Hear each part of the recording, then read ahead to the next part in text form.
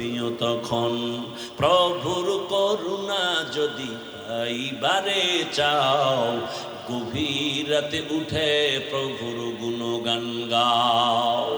ও আমার যুবক বাবারা, আমার আল্লাহ প্রতি রাত প্রথম আসমানে আসেন নেওয়ার জন্য না দেওয়ার জন্য? বলেন বলেন। কাকে দিবেন? বান্দাকে। বান্দাকে দেওয়ার জন্য আসেন। কখন আসেন? শেষ রাতে। কোন দিন? প্রতিদিন আসেন দেওয়ার জন্য। তোমার যদি লাগতো তুমি কেন ঘুমাও? আল্লাহ তাআলা বলে, আমি বান্দারে এত আদর করে বানাইছি, আমার বান্দার কি প্রয়োজন আমি আল্লাহ পাঠাবার আগে সব দিলাম।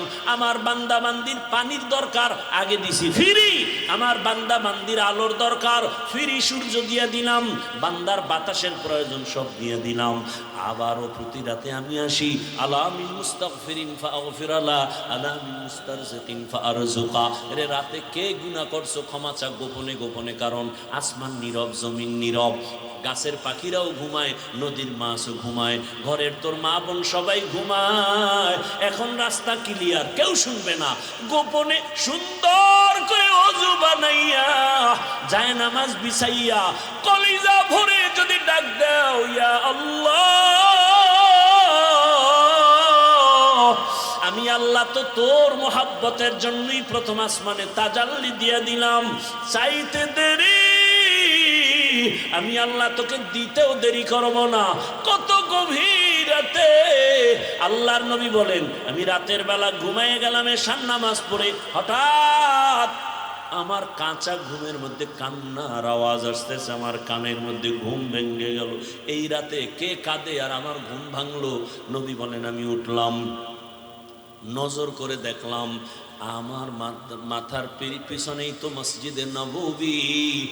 আমি দেখি ওখানে একজন আল্লাহর বান্দা রাতের গভীরে নামাজে দাঁড়ায় দাঁড়ায় কান্না করে। আমি দরজার কিনারায় অপেক্ষা করি, নামাজ শেষ। আমি ভাবতেছি মনে হয় অন্য কেউ, তাকায় দেখি না না, জান্নাতের 1 নাম্বার সাহাবী আবু বকর নামাজে দাঁড়ায় গভীর রাতে কান্না করে। আমি আবু বকরকে দেখলাম, আবু বকর আমারে দেইখা চমকে উঠলেন, ইয়া রাসূলুল্লাহ, এ গভীর রাত আপনি কি ঘুমান নাই? বলে, তোমার কান্নায় ঘুম ভেঙে গেল। ও আবু বকর, তুমি কাঁদলা কেন? আবু বকর বলেন, ইয়া রাসূলুল্লাহ, মালিকের আদালতে কেমনে দাঁড়ায় হিসাব দেব সেই ভয়ে কান্না করতেছিলাম। আমার আল্লাহর আদালতে কেমনে দাঁড়াবো? নবী বলেন, কেন? আপনার তো জান্নাতের টিকিট রেডি, 10 জনের প্রথম আপনি। আবু বকর বলেন, ইয়া রাসূলুল্লাহ, আরে আমি আবু বকরের থেকে টিকিটের পাওয়ার তো নবীদেরটার বেশি, কিন্তু আপনিই তো বয়ান করেছেন হাসরের ময়দানটা ভয়ঙ্কর হবে, জমিনটা পুরা জমিন হবে হাসরের মাঠ, সূর্যটা নিচে চলে আসবে, সূর্যের গরম মাটির জমিন তামা হয়ে যাবে, ওদিকে জাহান্নামের চিৎকারের আওয়াজ, জাহান্নাম চিল্লায়ে বলবে, হে মালিক, বেনামাজি গুলো কই? গুনাহগার গুলো আমার পেটের মধ্যে দাও, আমার পেটের মধ্যে ক্ষুধা। নবী, আপনিই তো ভয়ঙ্কর হালাতের কথা বলছেন, জাহান্নামের চিৎকারে হাসরের ময়দানটা থরথর করে কেঁপে উঠবে। এমনকি আমার আল্লাহ রাগ হয়ে আওয়াজ দিবেন, লিমানিল মুলকুল ইয়াউম লিল্লাহিল ওয়াহিদিল কাহ্হার। এত কঠিন আওয়াজ হবে, হাসরের ময়দানটা থরথর করে কাঁপতে থাকবে। ও নবী, আপনিই বয়ান করেছেন এত কঠিন হালাত, নারী আর পুরুষ সব উলঙ্গ দাঁড়াবে হাসরের মাঠে। আম্মা জান আয়েশা বলেন, নবী, মানুষ কি লজ্জা পাবে না? কয়, ওরে আয়েশা, জানো না, এমন ভয়ঙ্কর হালাত হবে, একজনের দিকে আর একজন তাকাবারও হুঁশ হবে না। এমন কঠিন অবস্থায় আল্লাহর নবীরা পর্যন্ত কান্না শুরু করবেন। আদম নবী কান্না করবেন, ঈসা নবী কান্না করবেন, ইব্রাহিম নবীর কান্না, মুসা নবীর কান্না, দাউদ পয়গম্বরের কান্না, নূহ পয়গম্বরের কান্না চলবে, নিজের উপায় নাই, কি উপায় হবে সেই চিন্তা, উম্মতের চিন্তা নাই। ইয়া রাসূলুল্লাহ, এক পর্যায়ে আল্লাহ আবার একটা কঠিন আওয়াজ দিবেন, ওয়ামতাজুল ইয়াউমা আইয়ুহাল মুজরিমুন। আল্লাহ একটা গায়বী আওয়াজ দিয়ে বলবেন, ও গুনাহগারেরা, ও বেনামাজিরা, ও বেপরদাওয়ালারা, যারা কোরআন হাদিস মানো নাই, আলেম ওলামা মানো নাই, নবী রাসূল মানো নাই, আজকে আমার নেককারদের থেকে তোরা আলাদা হইয়া যা, নেককারদের থেকে আলাদা হ। গুনাহগারেরা ভয়ে আলাদা হবে না। আল্লাহ বলবে, আমি কুদরতি ভাবে বাছুনি দিব, বাঁচতে গিয়া যখন ধরে ফেলবো, ওই গুনাহগারগুলো বাতাসের মতো উড়িয়া উড়িয়া জাহান্নামের রাস্তায় পড়বে। আর আল্লাহ বলবেন, ও আমার নেকামুলওয়ালা, ও পর্দাওয়ালা নামাজি, সূর্যের গরম মাথায় লাগাইস না, আরশে আজিমের নিচে গিয়ে অপেক্ষা কর, রহমতের নবীর সাথে তোমরা সব জান্নাতে যাইবা। আর যারা গুনাহগার বেনামাজি, এদেরকে জাহান্নামের পথে দাঁড় করাইয়া আল্লাহ বলবে, ও ফেরেশতারা, লাইনে দাঁড় করাও, আর আমি বাম হাতে আমলনামা দিব। ও রহমতের নবী, আল্লাহ যদি আমি আবু বকর ডাইকা বলে, আবু বকর আমার জান্নাত পাইয়া কি নিয়ে আসছো বলো, আমি যদি বলি আল্লাহ তোমার জান্নাতের মোহাব্বতে তোমাকে পাওয়ার জন্য নামাজ রোজা তেলাওয়াত জিকির নিয়ে আসছি, আল্লাহ যদি বলে আবু বকর আমি যেইভাবে নামাজ চাইছি ওইভাবে হক আদায় করে নামাজ আদায় করো নাই, আমি যেইভাবে রোজা চাইছি ওইভাবে হক আদায় করে তুমি রোজা আদায় করো নাই, তোমার আমল আমার কাছে পছন্দ হয় নাই, সাথে সাথে আমার উপরে জাহান্নামের অর্ডার জারি হয়ে যাবে। ওই সময় আমি আবু বকরের কি উপায় হবে? চোখের পানি ছেড়ে কান্না করি, ও পয়গম্বর দোয়া করবেন আল্লাহর আদালতে যেন নাজাতের রাস্তা খুলিয়া যায়। ও আমার যুবক বাবারা, বৃদ্ধ বাবাজিরা, পর্দার আড়ালের মা বোনেরা, আমি যে এত কষ্ট করে আপনাদের যত বয়ান শুনাইছি, আমি একবারও কিন্তু বলি নাই মাদ্রাসায় আসো, স্কুল ছেড়ে দাও, কলেজ ছেড়ে দাও, না, বরং তুমি কলেজে পড়ো, স্কুলে পড়ো, দাবি নাই। তুমি ডাক্তার হও, ইঞ্জিনিয়ার হও, প্রফেসর হও, এসপি হও, ডিসি হও, এমপি মন্ত্রী যাই হও না কেন, অনুরোধ করি বাবা, তোমার মতো কত যুবক স্কুল কলেজে ভরিয়াও নামাজ ছাড়ে না, দাড়ি কাটে না, নিজের বিমার কপাল কেন খারাপ, তুমি পারো না কেন? তোমার মতো কত যুবক রাস্তায় গাড়ি চালায়, 5 বেলার নামাজ পড়ে নাই, বলো তুমি কেন পারবা না? তোমার মতো যুবক র্যাব, আর্মি, পুলিশ, বিডিআর চাকরি করে নামাজ পড়ে, তুমি কেন পারো না? তোমার মতো যুবক তাকায় দেখো, নদীর মধ্যে মাছ ধরে নামাজ পড়ে, কৃষি কাজ করে নামাজ পড়ে, নিজেকে জিজ্ঞাসা করো তোমার কপালে কার বরদোয়া লাগছে, মা বাবার নাকি শিক্ষকের নাকি উলামায়ে কেরামের? না হয় তোমার মতো যুবক যদি দুনিয়ার সব লাইনে চাকরি করে, ব্যবসা করে, নামাজ পড়ে, তুমি পারো না কেন?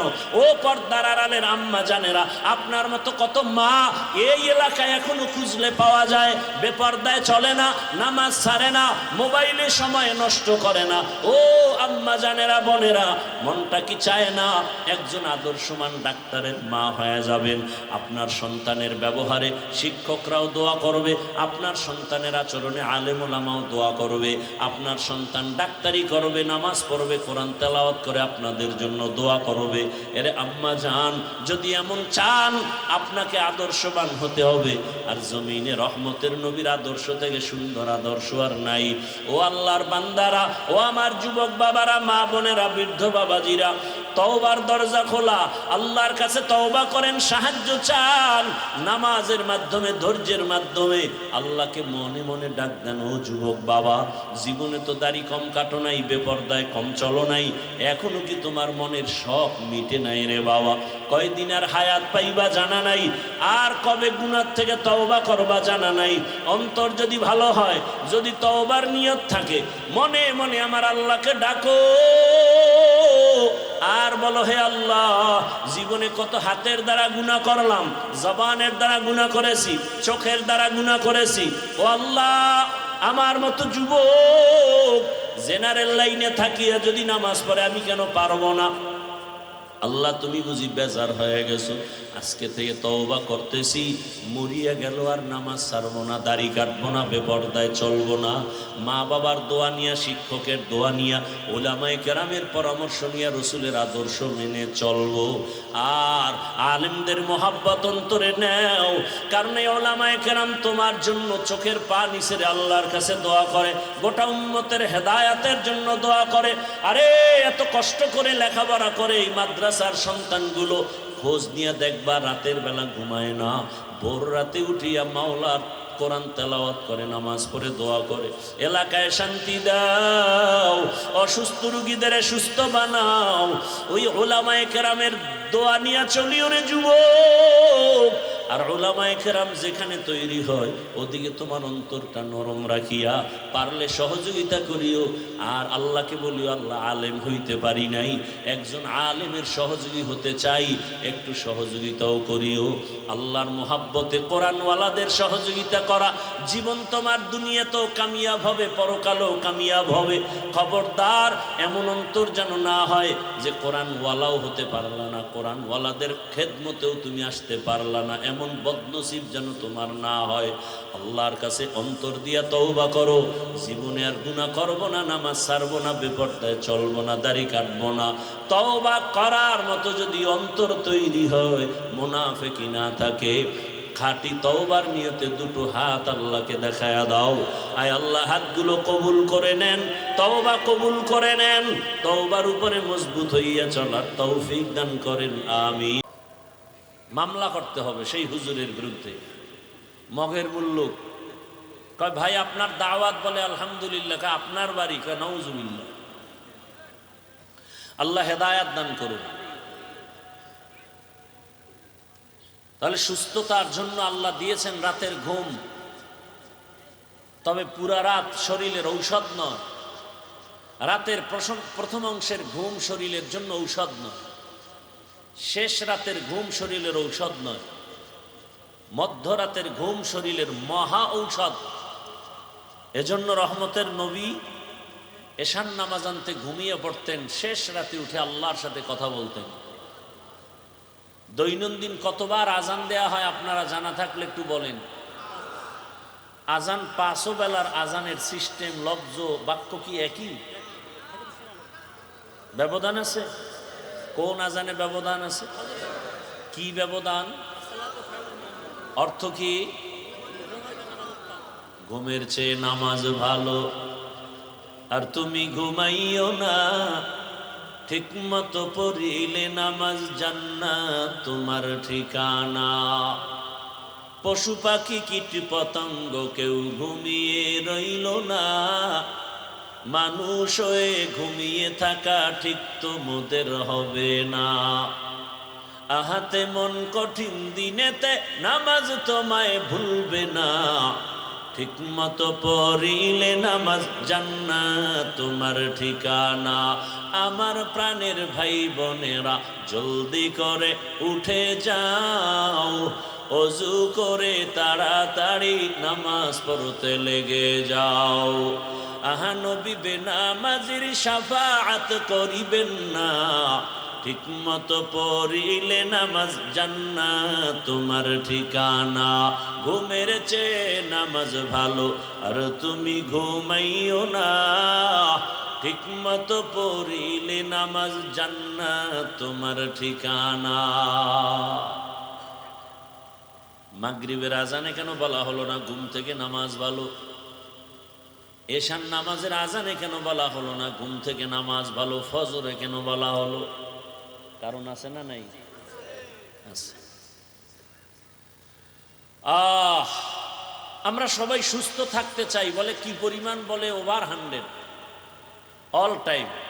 কিন্তু সুস্থ যে কিভাবে থাকবো, কি কাজ করলে, সেটা তো করি না, বরং অসুস্থ হওয়ার কাজ নিয়ে প্রতিযোগিতা করি।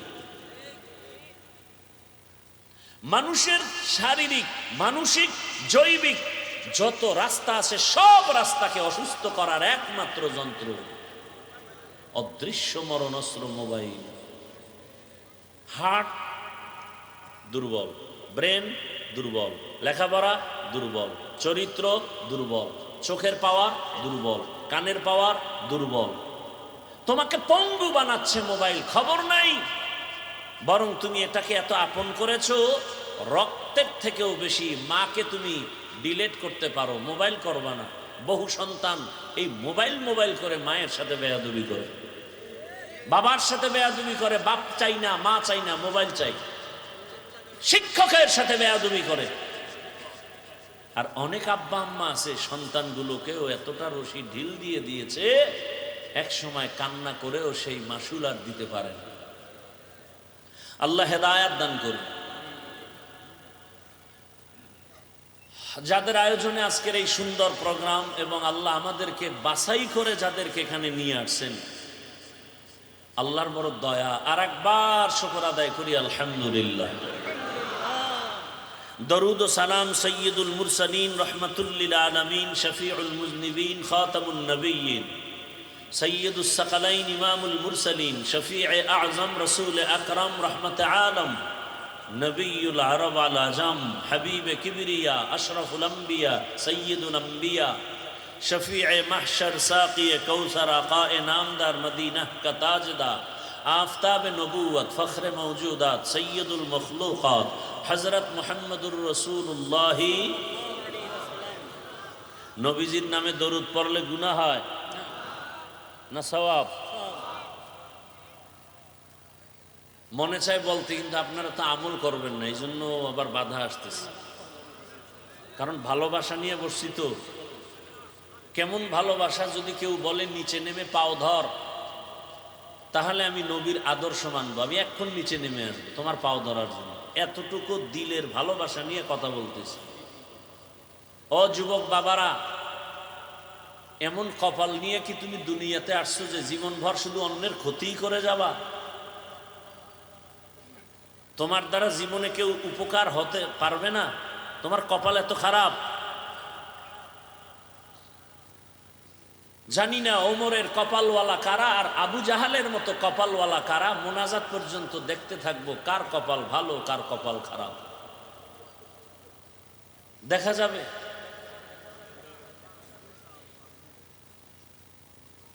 কেউ আসছে, মনের মতো বয়ান হয় নাই। তোমার মনটা কি আল্লাহমুখী?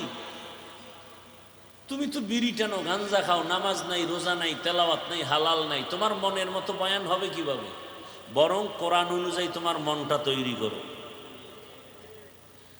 ইসলাম অনুযায়ী তোমার মন হবে। তোমার মনের মতো ইসলাম হবে না, কোরআন অনুযায়ী তোমার দিল হতে হবে। তোমার মন কোরআন অনুযায়ী হতে হবে, কোরআন তোমার মন অনুযায়ী হবে না। উল্টা বুঝো কেন? অনুরোধ থাকবে, ইশারায় বলছি বুঝেন নাই, খোলা মেলাই বলি, মোনাজাত পর্যন্ত উঠবেন না, রাত্র অনেক হয়ে গেছে। এত দূর প্রোগ্রাম নিতে চাই না, কষ্ট হয় অনেক।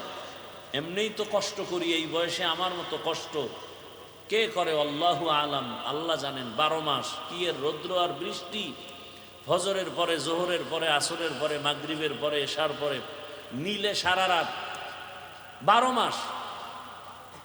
একটা মাস বাদ নাই যেদিন আমার প্রোগ্রাম থাকে না। এজন্য বহুত দূর তারপর আসছি। চিন্তা করি মানুষ কত কষ্ট করে, মহব্বত করে দিনের জন্য। টাকা পাবে না, খানা পাবে না, বসার বিছানা ভালো না, আসছে পকেটের টাকা ব্যয় করে। দুনিয়ার কোনো নেতা খাতারা ডাকলে তো ফ্রি গাড়ি দিত, ভাড়া দিত, নাস্তা দিত। আর এইখানে তো আসছে সব কষ্ট করে। আমি একটু কষ্ট করলে যদি দিনের উপকার হয়, আমি কষ্ট নিজে স্বীকার করে আসছি। অতএব আপনারা আমাকে একটু কথা বলার সুযোগ দিলে আমি বলবো, আর সেটা আমি তখনই আমি আনন্দে কথা বলার সুযোগ পাবো যদি আপনারা অধীর আগ্রহে আমার জন্য দোয়া করেন এবং চুপচাপ থাকেন। উঠা বসা করলে বক্তব্য টক্তব্য সব কিছু খতম, শুধু দোয়া করব, মোনাজাত দিব, হাত দুইটা উঠাবো আর দোয়া হয়ে যাবে। এখন সে হাতটা উপরে উঠাবো আপনাদের ইশারা পেয়ে। যদি দেখি না শুনতেছেন আলহামদুলিল্লাহ, আর যদি দেখি না ব্যারাম, বিড়ির নেশায় দৌড় মারছে, আর বসতে পারে না, ওর কপাল খারাপ, এতগুলো মানুষ নিয়ে মা বাবার জন্য দোয়া করা, এটা তো কপালের বিষয়। এত সুন্দর জায়গায় আল্লাহ নিয়ে আসছেন, কিন্তু শয়তানের সাথে একটু যুদ্ধ করে যে দোয়াটা করে যাবেন এটা হয় না, তো কপাল। আল্লাহ শেষ দোয়া করে যাওয়ার আমাদেরকে তৌফিক দান করেন। যেটা চাইছিলাম বলার জন্য বলবো, মানবেন কিনা আমাকে আগে বলতে হবে, চেষ্টা করবেন ইনশাআল্লাহ।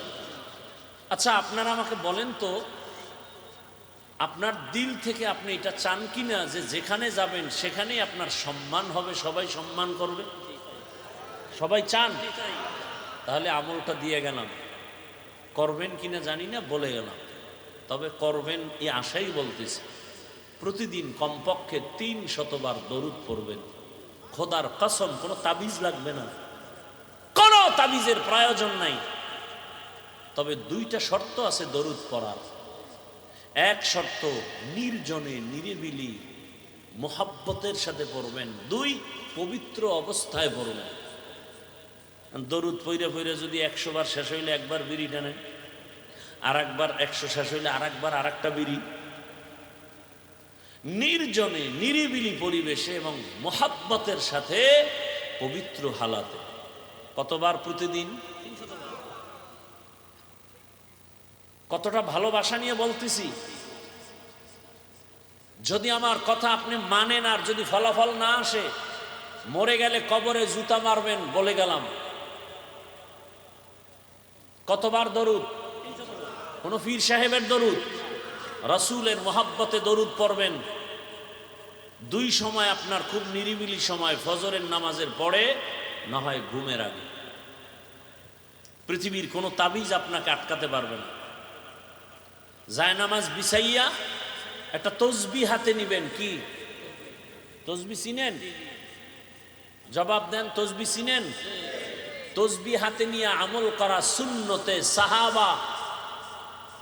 তসবিহ হাতে নিয়ে আমল করা বলেন সুন্নতে সাহাবা।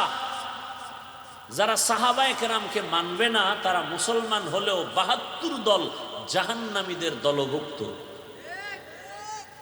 তসবিহ কিনবেন, মাকে তসবিহ কিনে দিবেন, বোনকে তসবিহ কিনে দিবেন। তসবিহ হাতে থাকলে আমল হবে।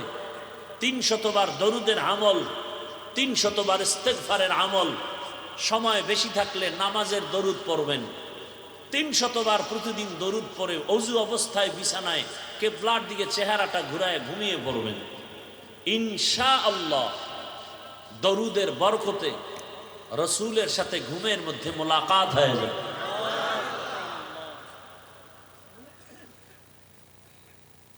এবং যেখানে যাবেন আল্লাহ ইজ্জতের জিন্দেগি দান করবেন। দরুদের আমল প্রতিদিন 300 বার। যত পড়বেন তত। গাড়িতে বসে আছেন, দোকানে বসে আছেন, কিসের ব্যবসার ঝামেলা, দরুদের আমল করেন। কিসের চাকরিতে সমস্যা, দরুদের আমল করেন। কি ঘরে অসুস্থ, টেনশন কেন, দরুদের আমল করেন। আল্লাহ আমাদের বেশি বেশি বেশি বেশি দরুদের আমল করার তৌফিক দান করেন। কথাগুলো অনর্থক হয়ে যাচ্ছে না? আল্লাহ আমাকে মাফ করে দেন। সময় বেশি থাকলে নামাজের দরুদ, কম থাকলে এখন যেটা সংক্ষেপ, এটা সাল্লাল্লাহু আলাইহি ওয়া আলিহি, এই শব্দটা বাড়ায় বলবেন। সাল্লাল্লাহু আলাইহি ওয়া আলিহি ওয়াসাল্লাম। উলামায়ে হযরত দীর্ঘ সময় আলোচনা করেছেন, আপনারা শুনছেন। উলামায়ে কেরামের কথাগুলো সহিহ তরিকায় আমল করার তৌফিক দান করেন। অন্যের জন্য দোয়া করলে নিজের জন্য আগে কবুল হয়। এই আর একটা নতুন কথা বলে গেলাম, লিখে রাখবেন। উলামায়ে কেরামের জন্য দোয়া করছি, করবেন না? কার জন্য দোয়া করবেন? আজকে মাকে সম্মান করেন তো আলেমদের অবদান। বাবাকে সম্মান করেন, উলামায়ে কেরামের অবদান। তারা কোরআন হাদিস দিয়ে বুঝাইছে, এজন্য আমরা এই সম্মানের পথ চিনছি।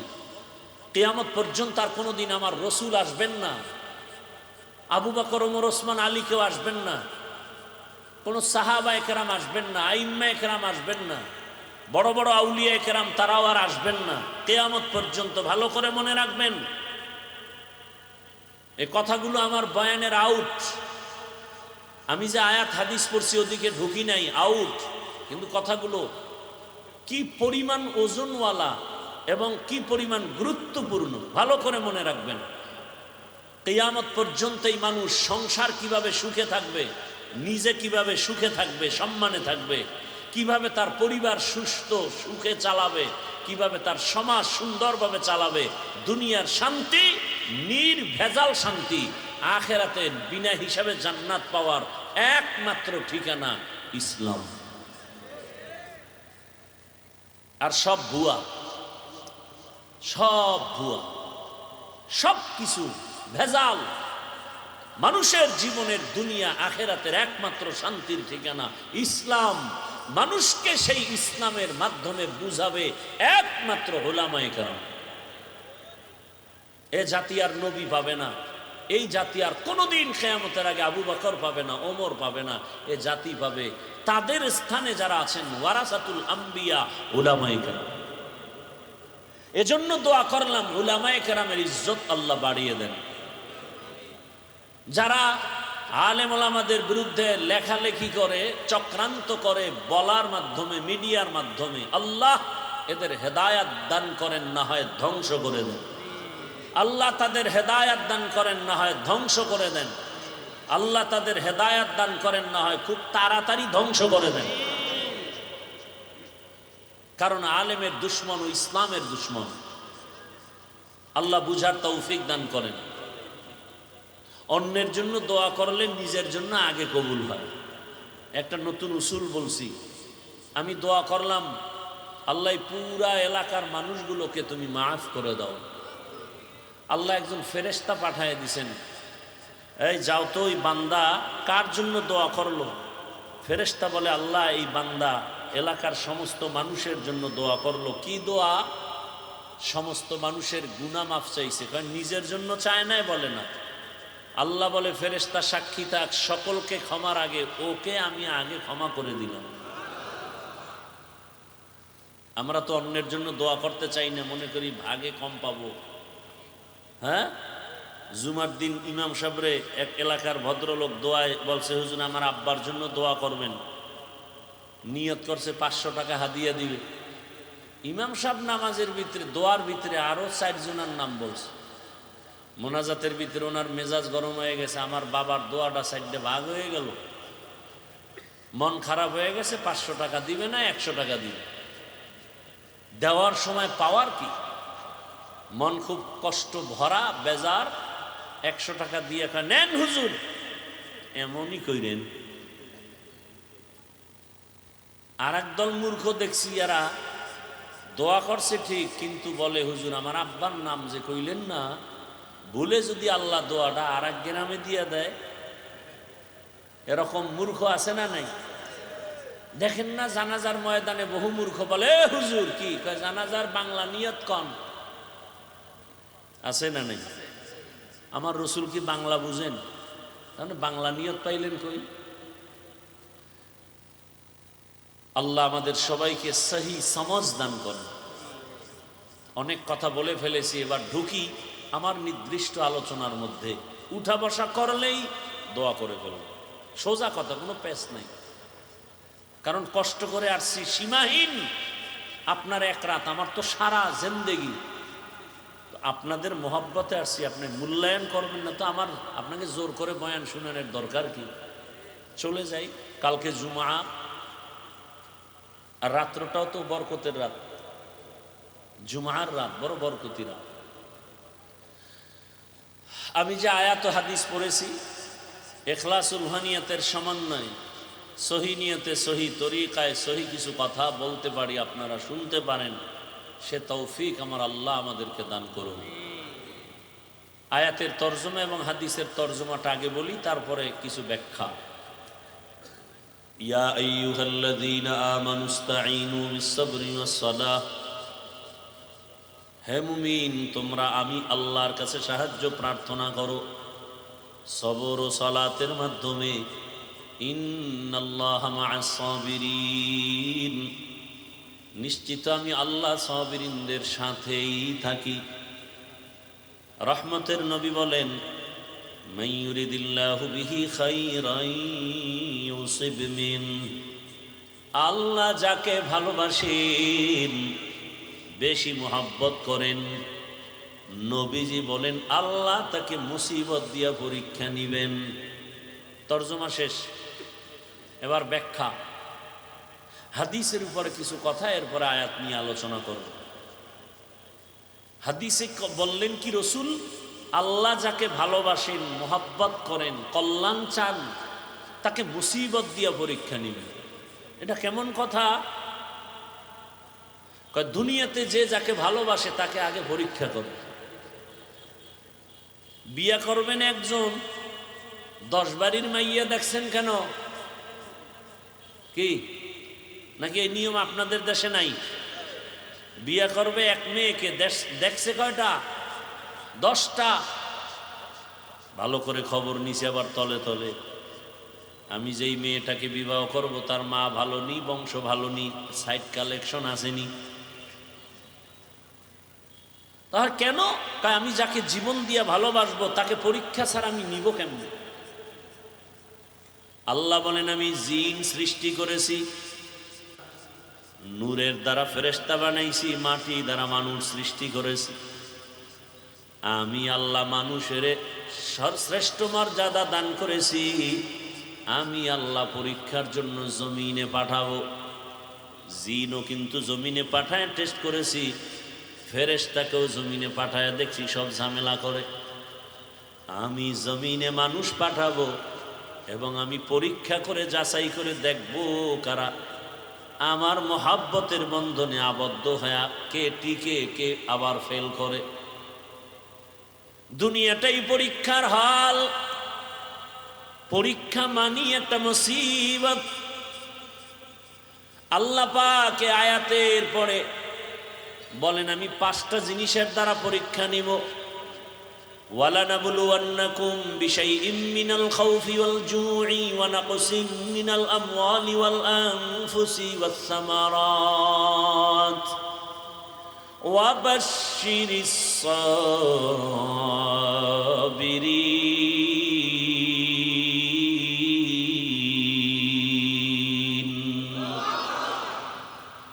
আল্লাহ 5টা জিনিসের দ্বারা পরীক্ষা নিয়া যাকে বেশি মোহাব্বত করবেন তার পরীক্ষা বেশি কঠিন হবে। আল্লাহ বেশি মোহাব্বত করেন ঈমানওয়ালাদের, মানুষের মধ্যে যারা ঈমানওয়ালা। আবার ঈমানওয়ালাদের ভেতরে আল্লাহ তাদেরকে বেশি মোহাব্বত করেন যারা ঈমানের সাথে আমল করে। আবার ঈমান ও আমলওয়ালাদের মধ্যে আল্লাহর কাছে আরো বেশি প্রিয় তারা যারা আমল আর ঈমানের মধ্যে তাকওয়া আছে। তাকওয়া, শিরিকের কোনো গন্ধ নাই। গোটা দুনিয়ার ভিতরে তাকওয়ার মানদণ্ডে শ্রেষ্ঠ আল্লাহর প্রিয় মোহাব্বতের যারা, তারা হলেন আম্বিয়ায়ে কেরাম। আর সব নবী রসুলের মধ্যে শ্রেষ্ঠ রহমাতুল্লিল আলামিন। আর উম্মতের মধ্যে আমরা আখিরি নবীর উম্মত আল্লাহর কাছে বড় প্রিয়। আল্লাহ তাআলা বলেন আমি পরীক্ষা নিব মুসিবতের দ্বারা।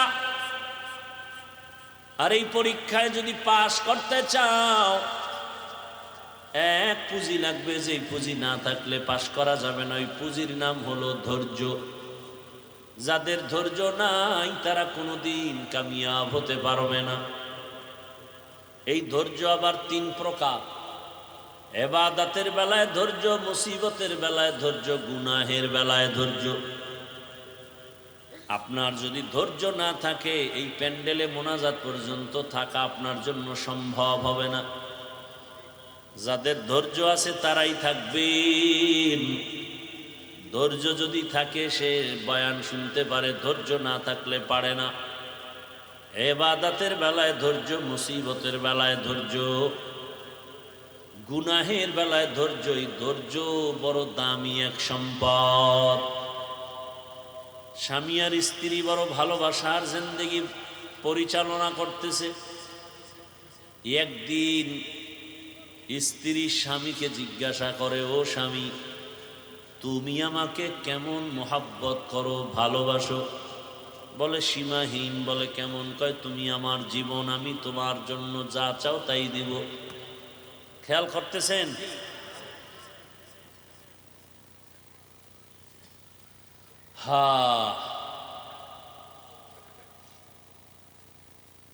স্ত্রী বলে যা চাইবো তাই দিবা? বলে হ্যাঁ তাই দিব। স্ত্রীও একেবারে সাধারণ মানুষ না, খুব ধর্মের জ্ঞান ট্যান আছে, ধৈর্য আছে। বারবার স্বামীকে বলে যা চাইবো দিবা? দিব, চাওয়া মাত্র দিব। বলে বুঝা খাও? হ্যাঁ বুঝা গেছি। ওয়াদা? বলে ওয়াদা। স্ত্রী পরীক্ষামূলক বলে আমাকে 3 তালাক দিয়ে দাও। স্বামীর মাথা ঠিক আছে নি? গরম হয়ে গেছে। বললা কি? কই না ওয়াদা করলা, যা চাইবো তাই দিবা, দাও তালাক দাও। স্ত্রীর কথা শুই না স্বামী বলে কল্লা যেতে পারে, তালাক তোমাকে দিব না, কারণ তোমার মতো একটা আবেদা স্ত্রী পেয়ে আমার জীবন বড় ধন্য। দুইজনের মধ্যে একটু বাক বিতণ্ডার সমাধানের জন্য জামানার নবীর দরবারে রওয়ানা। হঠাৎ রাস্তার মাঝে গিয়া স্বামী বেচারা পড়ে গিয়া পাটা ভেঙে গেছে, চিৎকার দেয় বাঁচাও। স্ত্রী হাত ধরে বলে এত কাঁদো কেন? বলে পা ভেঙে গেল। এবার আল্লাহর বান্দি বলে নবীজির দরবারে যাওয়ার প্রয়োজন নাই, চলো আমরা উল্টা বাড়ির পথে চলো।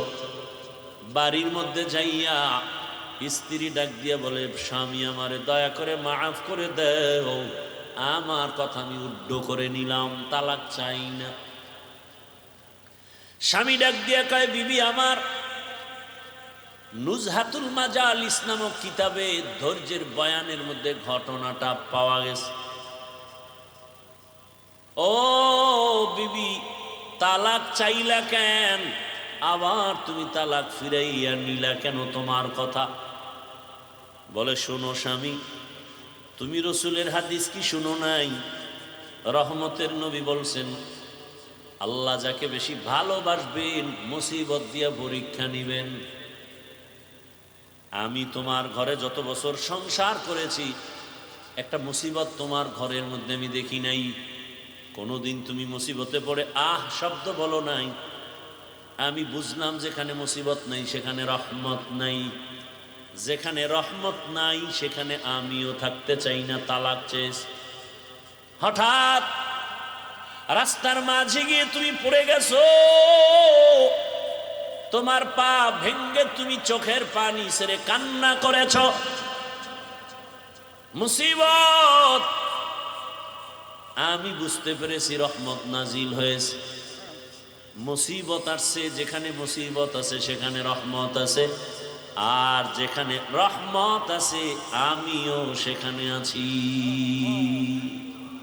या इलाही मुझसे मुझको दूर कर, ताके देखो मुझ में तुझको एक नजर।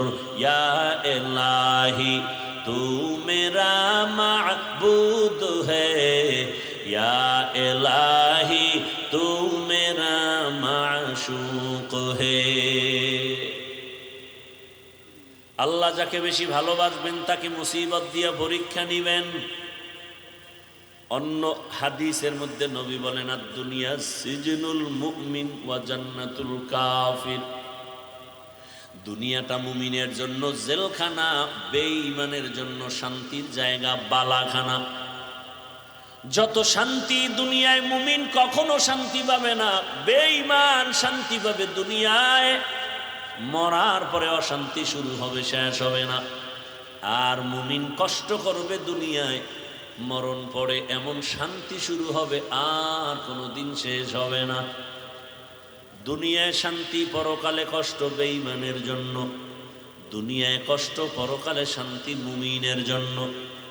তবে মুমিন যদি আল্লাহর উপরে ভরসা করে, যদি একটু আখেরাতের লাইনে আগাইতে থাকে, দুনিয়ায় বান্দা সম্মান পাবে, বোনাস। কি সমস্যা ভাইরা আমার? আল্লাহ যাকে বেশি মোহাব্বত করেন তাকে মুসিবত দিয়ে পরীক্ষা নেন। এই রকম হাজার উদাহরণ যদি টানি সারা রাত চলে যাবে। আমার রহমতের নবী, যার কোনো গুনাহ নাই, সন্দেহ করলে ঈমান চলে যাবে। আল্লাহ যাকে স্পেশাল করে বানাইছেন, মুসা নবী আল্লাহর বন্ধু, ঈসা নবী আল্লাহর। এই উঠা বসা করেন কেন? এই না, উঠার ব্যারাম থাকলে ঢুকছেন কেন? বাহিরে দাঁড়ায় দাঁড়ায় বয়ান শুনতেন, বিড়িটাই না আবার আসতেন। এত বুঝানোর পরেও নিজেরও ক্ষতি করেন, উম্মতেরও ক্ষতি করবেন। আপনার দীর্ঘ টাইম বসার অভ্যাস না থাকলে আপনি কেন বসেন ভিতরে? আপনি বাহিরে চেয়ার দিয়ে বসে বসে বয়ান শুনেন। আমি তো শুরুতেই বলছি, আমি বয়ান তো ওই গতানুগতিক ওই বক্তা হিসাবে বয়ান করি না, কলিজার ভালোবাসা দিয়ে বয়ান করি। মুখস্থ বয়ান আল্লাহর উপরে ভরসা করে বলতেছি। কি বয়ান করবো তা তো আমি রেডি করে আসি নাই। আউজুবিল্লাহ ঢুকছি, জেহেন ঘুরাইছি, কি আয়াতটা পড়ব। এই বছর এই আয়াত দিয়ে বয়ান শুরু করি না, আজকে পড়ে ফেললাম।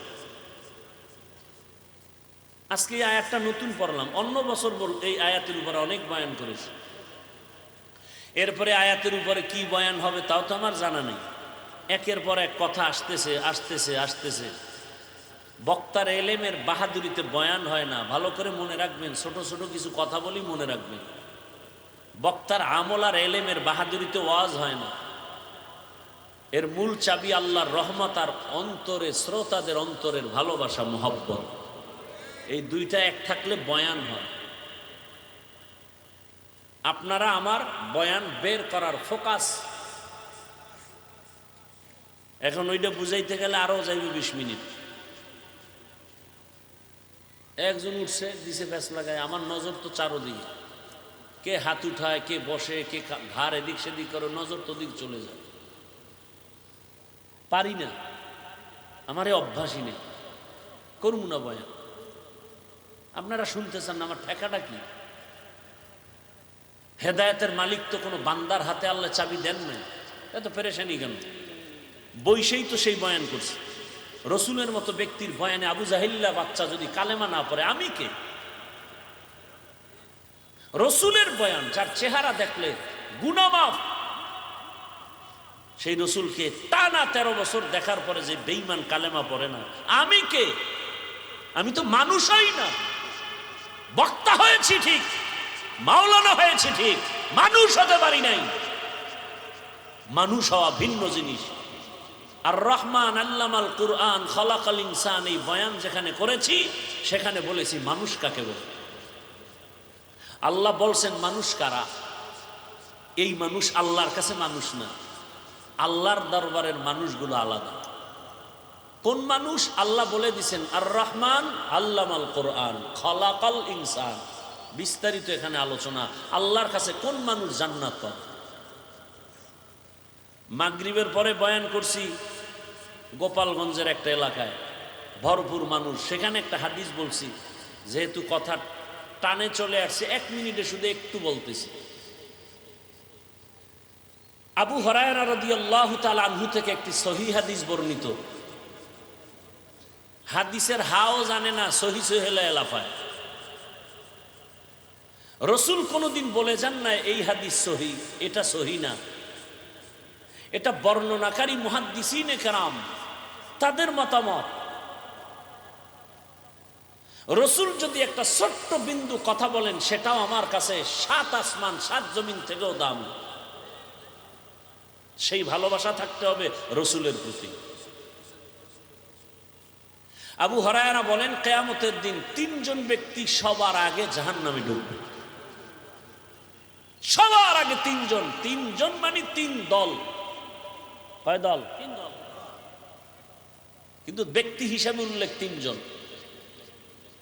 কেমন 3 জন? দুনিয়ার সব জ্ঞানীরা বলবে এরা 3 জন জান্নাত যাবে বিনা হিসাবে। কিন্তু আবু হুরায়রা বলেন, রসুল বলেছেন 3 জন সবার আগে জাহান্নামে ঢুকবে। আবু হুরায়রা এই হাদিসটা বলতে গিয়া একজন সাহাবীকে শুনাইতে গিয়া 3 বার বেহুশ হয়ে গেছে।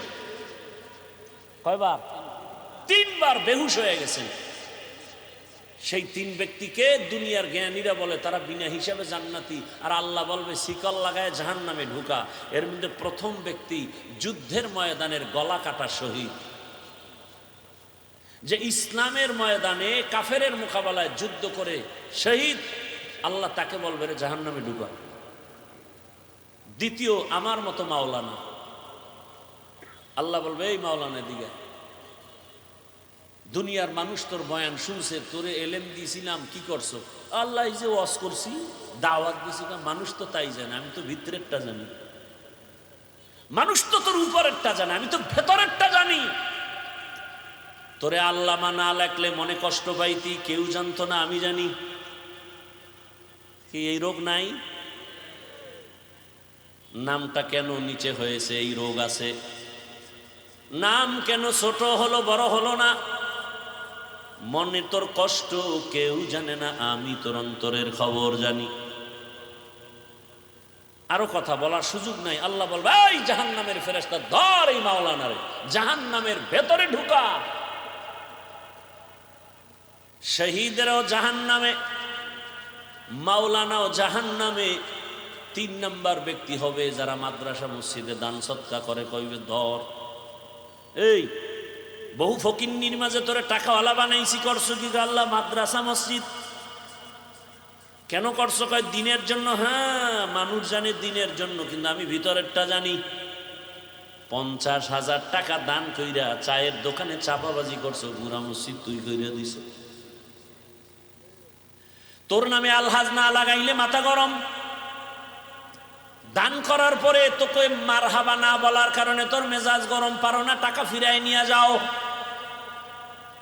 জাহান্নামের ফেরেশতাই নাফরমানের ধর, জাহান্নামের শিকল লাগায়া জাহান্নামে নাও।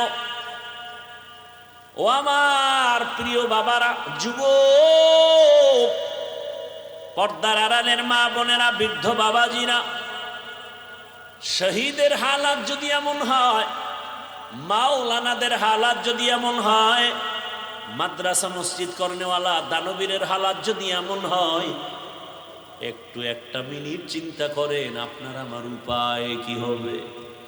জিন্দেগি মে বন্দগি তু করনা হে, जिंदगी में बंदगी तू करना है, जिंदगी बे बंदगी शर्मिंदा है, जिंदगी बे बंदगी शर्मिंदा है। दुनिया में हो दुनिया का तलबगार न हो, बाजार से गुजर हो खरीदार न हो। ये दुनिया एक मिसल कागज फूल है, ये दुनिया एक मिसल कागज फूल है। जिंदगी में बंदगी तू करना है, जिंदगी बे बंदगी शर्मिंदा है, जिंदगी बे बंदगी शर्मिंदा है। जिंदगी में बंदगी कुन बंदगी, बंदगी बे जिंदगी शर्मिंदगी। ভাইরা আমার, বলার সময় কই আল্লাহ তাআলা বলেন, আমি চাই না আমার আদরের কোন বান্দা বান্দি জাহান্নামে যাবে। আল্লাহ কখনোই চান না কেউ জাহান্নামে যাবে। আল্লাহ চান না হিন্দুরা জাহান্নামে যাক, খ্রিস্টানেরা জাহান্নামে যাক, ইহুদিরা জাহান্নামে যাক। আল্লাহ মোটেই চান না। বলে তার প্রমাণ, আল্লাহ বলেন আমি সব সময় তওবার দরজা খুলে রাখছি। আয় কুল ইয়া ইবাদিয়াল্লাযীনা আসরাফু আলা আনফুসিহিম লা তাকনাতু মির রাহমাতিল্লাহ ইন্নাল্লাহা ইয়াগফিরুয যুনুবা জামিআ ইন্নাহু হুয়াল গফুরুর রহিম।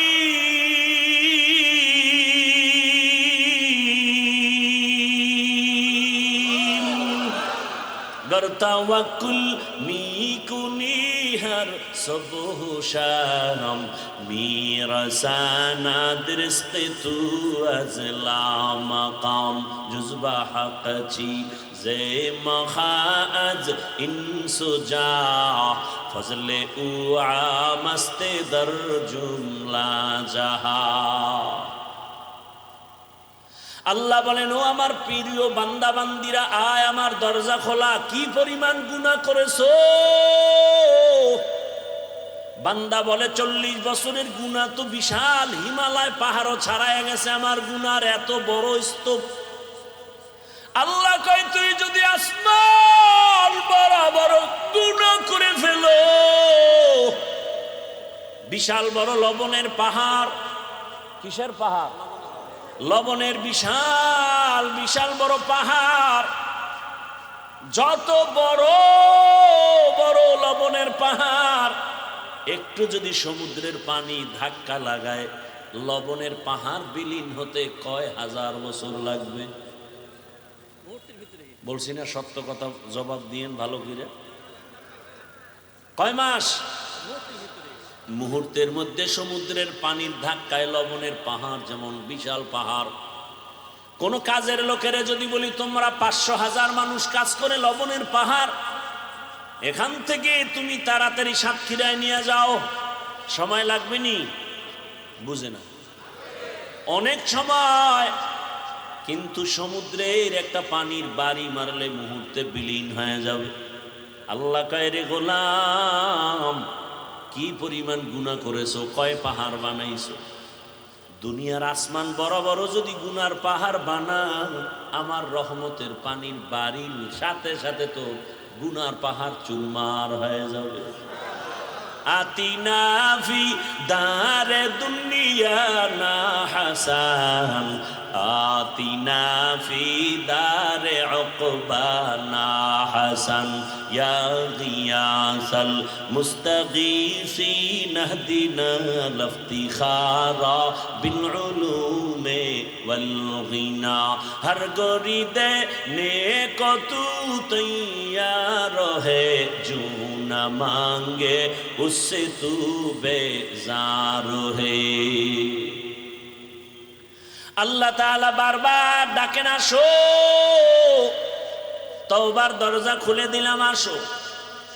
এজন্যই তো আল্লাহ পাক আয়াতে বলেন, ও মুমিন সাহায্য প্রার্থনা করো। আল্লাহ পাক মুমিনকে বলছেন, কোন বেঈমানকে বলেন না কেন? এর সংক্ষিপ্ত জবাব হলো, জান্নাত শুধু মুমিন পাবে, কোনো বেঈমান কখনো জান্নাত পাবে না। জান্নাত কারা পাবে? মুমিন, কোনো বেঈমান পাবে না। কিন্তু একটু আগেই কিন্তু আমি বলছি, আল্লাহ চান না কোনো বান্দা বান্দি জাহান্নামে যাবে। এই হলো এক কথা। আর এক কথা কি, জমিনে যত মানুষ আসছে নাই আসবে, সবার নামে জান্নাতে আলাদা আলাদা বাড়ি নাম লেখা বরাদ্দ করা। নমরুদ নামে একটা জান্নাত আছে, জান্নাতে ঘর আছে আলাদা। ফেরাউনের নামে জান্নাতে ঘর আলাদা। বেশ্যা তাসলিমার নামেও জান্নাতে ঘর আলাদা। এক কথায় দুনিয়ার সব মানুষের নামে নামে নামে নামে জান্নাতে ঘর। কিন্তু কোনো বেঈমান জান্নাত পাবে না, এ কথাও সত্য। আল্লাহ কাউকে জান্নাত জাহান্নামে দিতে চান না, তাও সত্য। তাহলে বেঈমানরা না পাইল, ওদের জান্নাত বানানো যে নির্ধারিত করা আছে, জান্নাত কি হবে? ফেরাউনের জান্নাত কোথায় যাবে? নমরুদের জান্নাত। আল্লাহ বলেন, যারা আমার মুমিন, আমার ইবাদত যথার্থ করবে, আমি আল্লাহর নামের জান্নাত তো দিবই, বেঈমানের বানানো জান্নাত আমি আমার আদরের মুমিনদের বোনাস দিয়ে দিব। ইয়া ইলাহি তু মেরা या इलाही तू मेरा माशूक है। ভাইরা আমার, আল্লাহ মুমিনকে বলেন সাহায্য চাও। সাহায্য চাওয়ার জন্য আল্লাহ বললেন মুমিনকে। এখন এখানে তিনটা কথা, সাহায্য কেন চাইব, কিভাবে চাইব, কার কাছে চাইব, তিনটা কথার জবাব। আল্লাহ মুমিনকে সাহায্য চাইতে বললেন কেন? বলে দুনিয়াতে কেউ কারো সাহায্য ছাড়া জমিনে চলতে পারে না। দুনিয়ার কেউ সাহায্য ছাড়া চলতে পারে না। এতগুলো মানুষ আপনারা বসে আছেন আমার বয়ান শোনার জন্য। আমি কি পুরো পরিপূর্ণ মানুষ? কয় না। এখানে আসা পর্যন্ত আমার গাড়ি লাগছে, গাড়ি টেনে আনছে আমার ড্রাইভার। গাড়ি যদি একটু নষ্ট হয় আমার আসতে ঝামেলা, আবার ড্রাইভার থাকলেও হবে না, পাম্পে গিয়া ওখান থেকে তেল নিতে হবে। পাম্পের যারা বসা আছে ওরা সব বেশিরভাগ মূর্খ, তেমন শিক্ষিত টাইটেল নিয়ে ওখানে বসে নেই। আমি যদি বলি আমি এত বড় বক্তা, তোর মতো মূর্খের থেকে তেল নিব না, কয় তাই তুই মর, কারণ আমাগো গরিবের কাছে আসবি না, তোর গাড়ির মধ্যে জীবনে তেল যাবে না। আল্লাহ কোনো মানুষকে স্বয়ং সম্পূর্ণ বানান নাই। আল্লাহ সাহায্য চাইতে বললেন কেন? আল্লাহ তার এক জবাব দিয়ে কোরআনে বলেন ওয়া খুলিকাল ইনসানু যায়ীফা। আমি মানুষকে বড় দুর্বল করে বানাইছি, মানুষের মতো দুর্বল কোনো প্রাণী বানাই নাই। মানুষ এত দুর্বল, পিপিলিকার কাছেও দুর্বল। আল্লাহর বানানো ক্ষুদ্র পিপিলিকার কাছে আমরা দুর্বল, একটা মশার কাছেও আমরা দুর্বল, মানুষের বানানো জিনিসের কাছেও মানুষ দুর্বল। 2 টাকা দামের একটা বেলেট বানাইছে মানুষ, ওই বেলেটের কাছেও সব মানুষ দুর্বল। কি এই যে স্টান বানাইছে মানুষ, এই মানুষ এই স্টানের বাড়ি খেয়া জাগাত নাই। ইট বানায় মানুষ, ইটের একটা টুকরা পড়ছে, জাগাত শেষ। তাহলে মানুষ নিজের বানানো বস্তুর কাছেও আর বানানো ক্ষুদ্র পিপিলিকার কাছেও দুর্বল। পিপিলিকায় যদি মেজাজ গরম করে, একটা বনিয়াদমরে ঘুমাতে দিব না, খাইতে দিব না, কোনো বনিয়াদম খাইতেও পারবে না, ঘুমাতে পারবে না। মশায় যদি আন্দোলন শুরু করে, আদম সন্তানের কপালে আর ঘুম জুটবে না। কি জিন্দেগি বরবাদ হয়ে যাবে। তাহলে আমরা মশার কাছেও দুর্বল, পিপিলিকার কাছেও দুর্বল, আমাদের মতো দুর্বল কোনো প্রাণী নাই। এই কথা যেমন সত্য, আমাদের